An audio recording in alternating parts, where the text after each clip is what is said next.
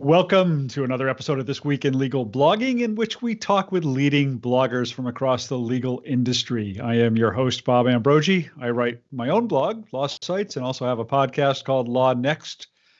This program is presented by LexBlog, which provides lawyers with turnkey digital publishing solutions and strategic consulting. Been doing that for 16 years. Check them out at lexblog.com/products. We have a bunch of episodes we've been doing in this Week in Legal Blogging series. You can find them all online at YouTube at youtube.com/LexBlog. We also put it out as a podcast, and you can listen to those on Apple Podcasts or Spotify or wherever you choose to listen to podcasts. Today, I'm very honored to have with us Gerald Maatman, partner at Seyfarth, and labor and employment department there. Law 360 ranked him as one of the top 4 employment lawyers in the United States. He's author of the Workplace Class Action blog, also editor-in-chief of the Workplace Class Action Litigation Report, which has been published every year since 2003. Jerry Maatman, welcome to our program. Well, thanks so much. So excited to be here. I really appreciate the opportunity to have a dialogue with you today. Yeah, it's great to see you. And I was gonna ask which, the chicken or egg question, which came first, the blog or the litigation report? But I see that you've been doing this litigation report since 2003. Did that somehow lead to the blog? They actually came together at the same time. Did they? Figured a way to distinguish that blog would be as a platform to launch the book. And they have intertwined very nicely, but the blog itself independently has grown, stand on its own, and has become quite a vehicle for our lawyers to present their thought leadership to the market. So it's taken on a life of its own, but anyone who wanted all 17 issues of the class action report could find them on a drop-down bar on the blog. Yeah, blogs do have a way of taking on lives of their own. But before we talk more about your blog, why don't you tell us a little bit about yourself and your practice and what you do? Sure. I defend employers typically in class actions, very bet the company-like cases from coast to coast. At any one time, probably 50% of my work is in California and the rest smattered all over the country. I'm a partner in both our New York office and our Chicago office. I'm also a professor of law at Northwestern. I teach trial practice, been doing that about 25 years. And I have a passion for writing and speaking and simply just communicating with people. And so I spend a good chunk of my time thinking about issues in the law, issues in the cases that either I'm confronting or the clients are confronting, and trying to blog about it and share some of those thoughts with others. Yeah. We talked about the Workplace Class Action Litigation Report, which you described as a book. I mean, it really is. It's what is it, 850 pages, this year's edition of it? That's a lot of work. That's a lot of work. We kind of live and breathe it 24/7 every morning. We review every lawsuit filed in the United States that has class implications. And every ruling, either in a federal or state court, we check it again at noon and then in the evening. And we have a team with responsibility for different areas of the country and different subjects. We create an analysis of each ruling, each class action settlement. We put it in a database and begin to run trends and try to identify those trends. We start on January 1. And we end on December 31st. As you mentioned, this year, there were, I think, 1,543 rulings that were analyzed and digested. We've got about 20,700 rulings since we started in 2003. And so just as the class action litigation machine has grown, so has that database. It has grown also, and it's allowed us to spot those trends and try and get ahead of issues for our clients. Yeah. And how big of a team are we talking about? How many people work with you? We're talking about 20 people. I think altogether we track the hours and the prepare the report took about 6,000 hours worth of time. We have a project manager. It's completely digitized, but I go through every single case and every single issue. I probably put in about 300, 400 hours myself in doing it. But I think it makes me a better lawyer, a better communicator in terms of understanding what's going on in the courthouse and being able to tap into those cases and use them in my own practice. Yeah, and it must be interesting that the report must provide a lot of fodder for the blog and stuff to write about on the blog. Absolutely. We don't have a hard and fast rule, but basically my theory behind the blog is if I were a reader, what would I find interesting? And that controls how often we blog. There might be 3 posts in a day, or there might be 1 in a 3-day period. It simply depends on what's going on in the world of the law. And I've always thought that a great rule of thumb is, can I read this and in 1 minute understand what the issue is and be more educated as a result of interacting with that blog and learn something from it? And so we try to be a short, sweet, to the point, and engage people in terms of that sort of level of analysis. Yeah. How did 2020 impact what you're writing about on the blog? I mean, what were some of the trends that came about purely as a result of the pandemic and COVID-19? Sure. Well, I think it was around February, March that all of a sudden this new thing called COVID was around, somewhat scary, somewhat temporary. Oh, this will go away. And that began to drive topics for blogs. And then just feeling the angst in the voices of clients about trying to deal with workplace issues, leave issues, benefit issues, avoiding discrimination issues. We could have blogged every minute if we wanted to in terms of what people were dealing with. I tell people we started out creating a spreadsheet with the very first law passed in response to COVID. That spreadsheet's now 675 pages long in terms of every county ordinance, every law, every regulation passed by counties, cities, states, federal government to try and deal with the pandemic. So at least if you were a lawyer dealing with workplace issues, 2020 was about the busiest year on record that I can remember. Well, and what about in terms of class actions? Were there class actions that arose out of COVID? There were very interesting ones in terms of employment-related issues. You laid off a group of workers and you took illegal criteria into account when you did it, or you didn't follow the WARN Act and give me notice before you closed down this plant, or you were supposed to provide leave of absence benefits, but you didn't. So there were kind of traditional, you didn't follow the law sort of class actions. And then we began to see class actions over health and safety.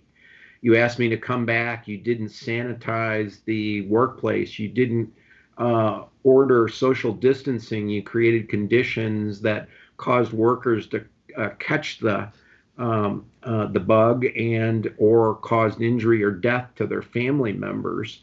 And so there were huge ramifications in the class action world from COVID.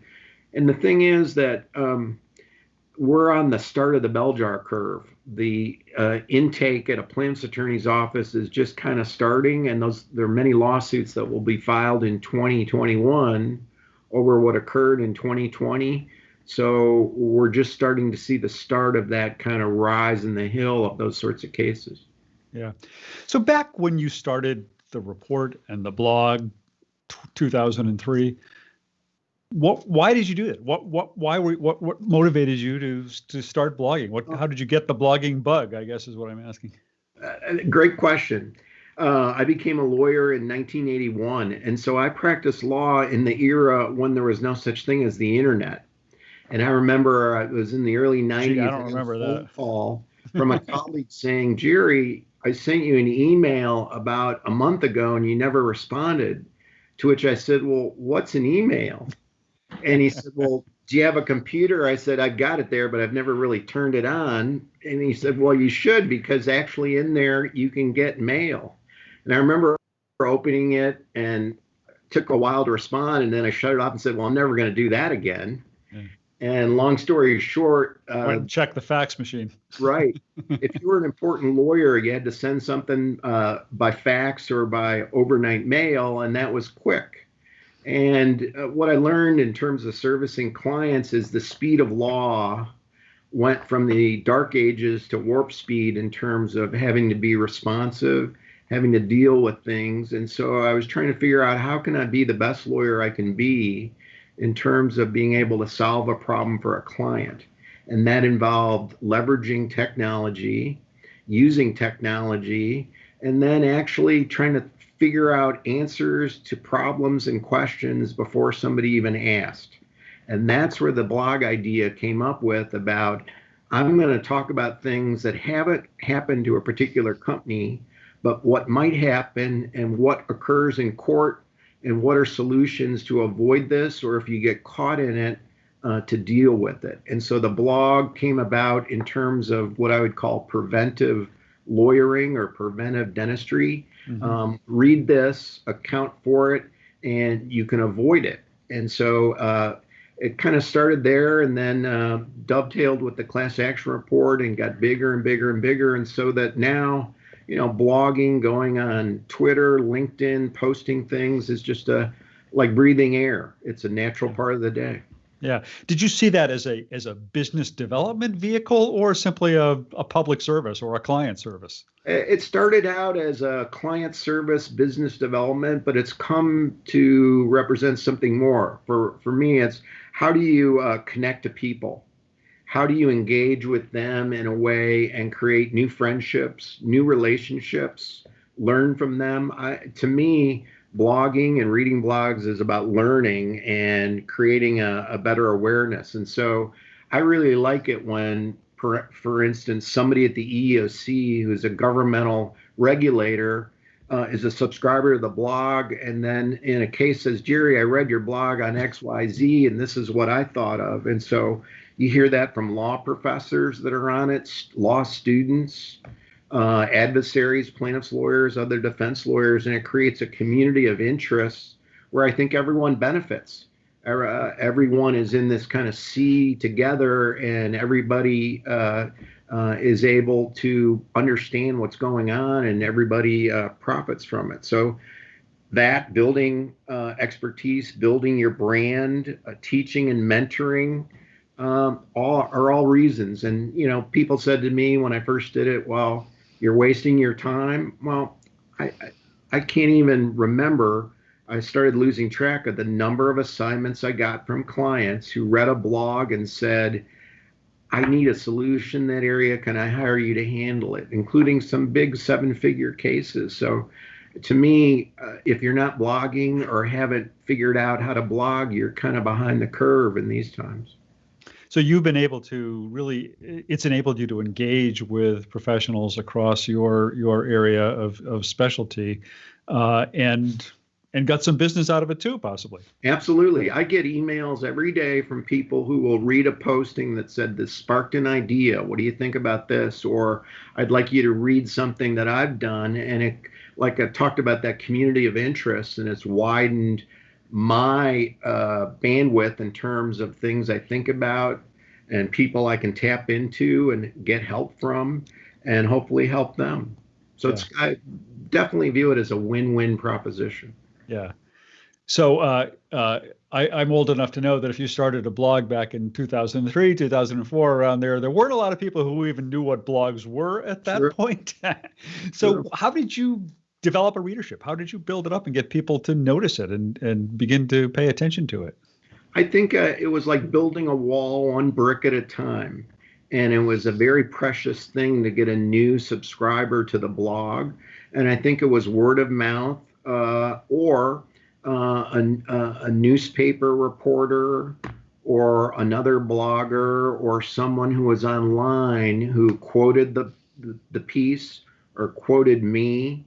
And then by hook or crook, it kind of built like that wall, brick by brick, such that it gained some momentum and then started gaining followers. And all of a sudden I hit the 1,000, the 2,000, the 10,000 level in terms of people who followed or people who read it. And so that was big. It was big when it was cited in some Supreme Court briefs, and people took up and took some notice about here's actually some ideas in a blog post being cited to the Supreme Court on cases. So I've had lawyers contact me about, can I get the screenshot? Can you help me on this? Because we want to cite it in our brief. And, that was very cool. For me, that was very self-satisfying in terms of getting on the horizon, so to speak, with people noticing. Yeah, that's awesome. I mean, there are those who say that blogs have replaced the law review as sort of an area of scholarship. And I remember, I think you can remember back when people first started citing them in Supreme Court briefs or other briefs along the line. That's quite an honor that happened with you. I would also add this. When I first started in 2003, a blog would be read on one's desktop computer.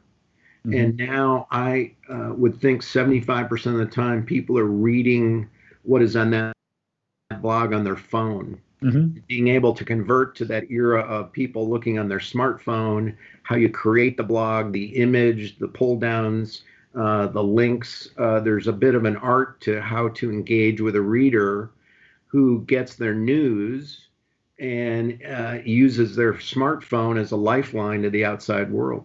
Yeah. So how does that inform how you create a blog post? Does that change how you structure it visually or in terms of the content?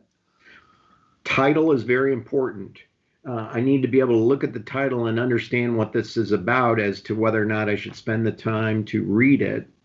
The image is important. It can't be dry. It needs to be eye-catching.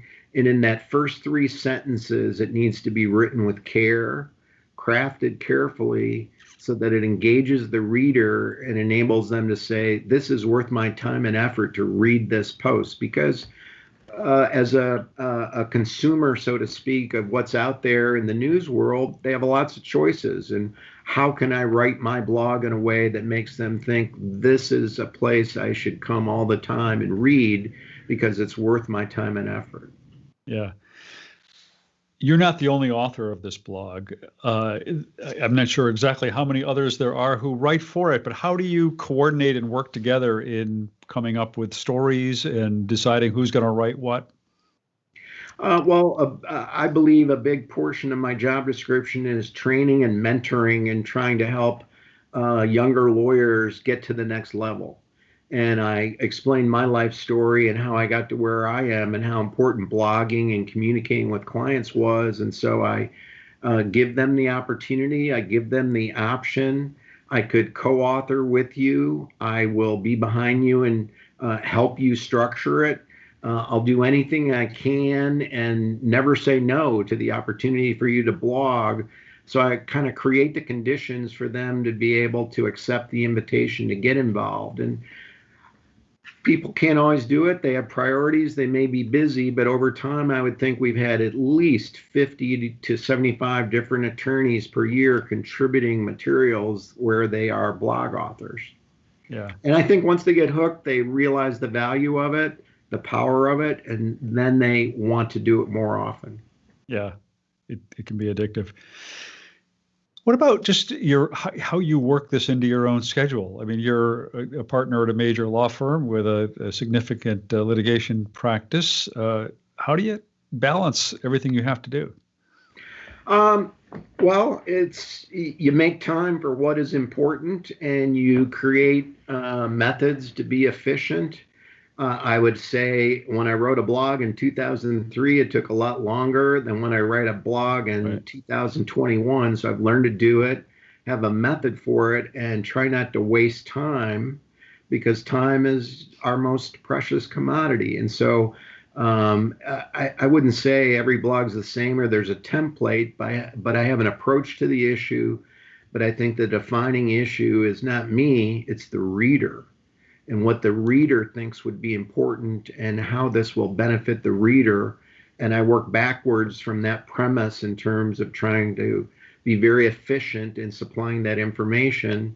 But I wake up in the morning and I don't know if I'm going to blog. It depends on what the topic is and what occurs. And there are so many developments ongoing that I try to pick and choose what ought to be important or what should be something that an employer can benefit from knowing about.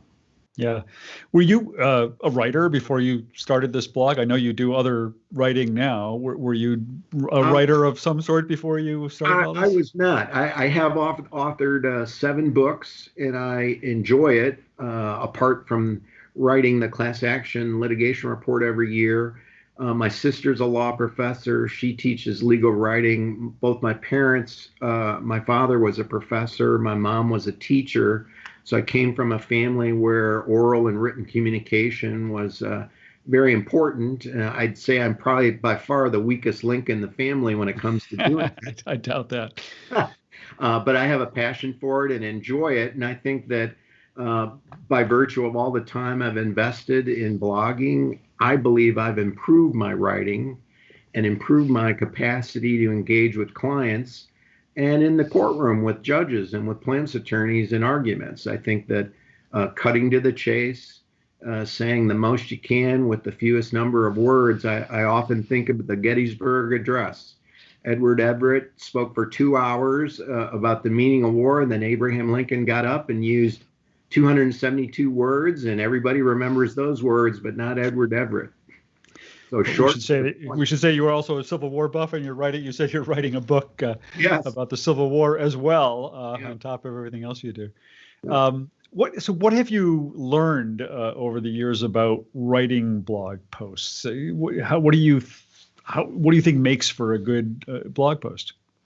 I think a good blog post is when someone comes away learning something. So fluff, it's just not worth it. Negativity is not worth it. Accent the positive and talk about things that make a business better or a decision maker better by virtue of learning and reading your blog. So it's got to be practical and it's got to be useful. To me, those are the number one things that engage readers and that pays dividends in terms of investing time in blogging. Yeah. Lots of legalese and footnotes. Do you recommend that? None of it. I never use it.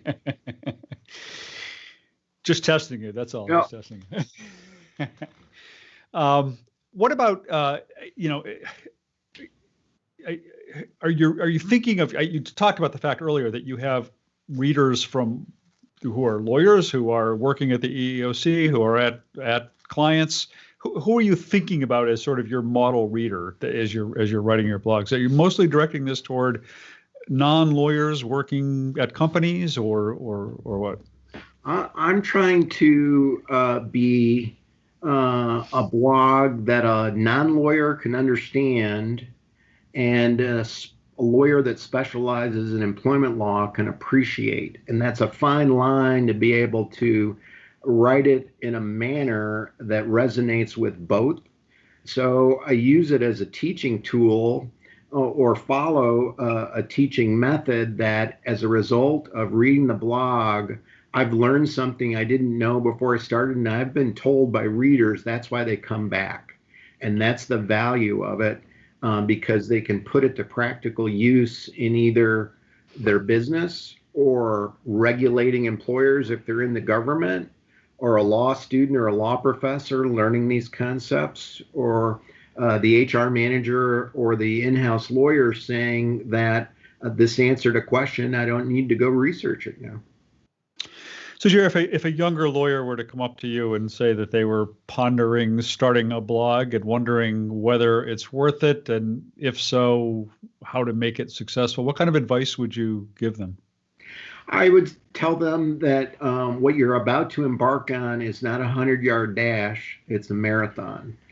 And you have to be committed for the long-term view, and you can't measure your success on a per blog basis. You have to measure it over time in terms of engaging an audience and building that audience, and that you start small and just keep doing it and stay at it, and there will be value in that. So that'd be number one. I'd say number two would be you're going to become a better lawyer on account of it, both in the way you communicate, in the way you solve problems for people, and you confront problems and craft solutions. So I'm a big believer in it. I think it's something that would help anyone who's interested in being in the client service business and solving problems. So I'm quite a fan and cheerleader of someone who wants to engage in blogging. Jerry, we got all of a minute or so left here. Any last words before we wrap up? Well, I'm excited to see what the future of blogging is as technologies become more enhanced. Certainly, we see lots of video blogs now, and I do that and go online and do it. The written word, the combination of the two, we call it vlogging at times. So there's so many things that can be done and that are out there, and I'm excited to be a part of it. Seyfarth started, I was the first blog. I think we must have 40 of them by now based on different specialties and hundreds of lawyers doing it. So it's very, very satisfying to look back over the history of time, so to speak, and being involved in that and see from a very little acorn what sort of oak tree kind of grew out of it. Well, thanks so much for your time today. It's been a real pleasure to speak with you. Thank you. It's been a great privilege to be here. Yeah. And again, we've been speaking with Gerald Maatman of the Workplace Class Action blog, which you can find at workplaceclassaction.com. On behalf of everybody at LexBlog, this is Bob Ambrogi. Thanks for listening. We'll be back again next week with another episode of This Week in Legal Blogging.